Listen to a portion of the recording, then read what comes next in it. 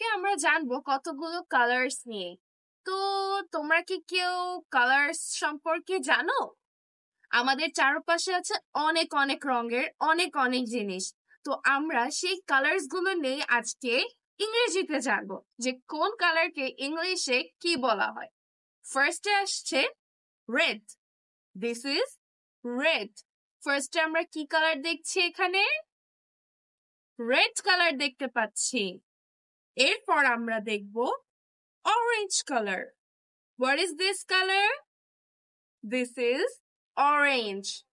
And then আসছে violet.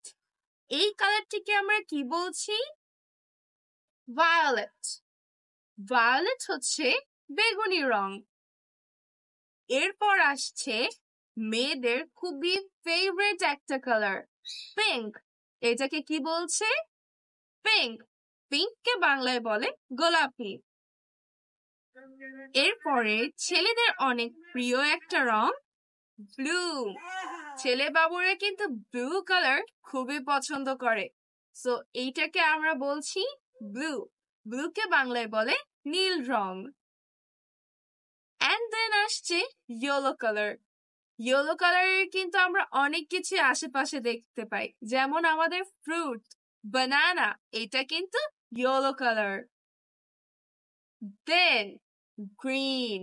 আমাদের চারপাশে কিন্তু গ্রিনের পরিমাণ সবচেয়ে বেশি, কারণ গাছের পাতার রং কিন্তু গ্রিন কালার হয়। সো আমরা আজকে কি কি রঙের নাম শিখলাম? Can you repeat after me?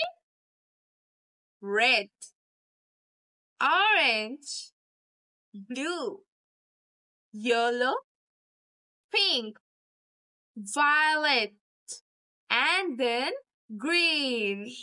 Okay, so আজকের মতো এই পর্যন্তই। দেখা হবে নেক্সট ভিডিওতে।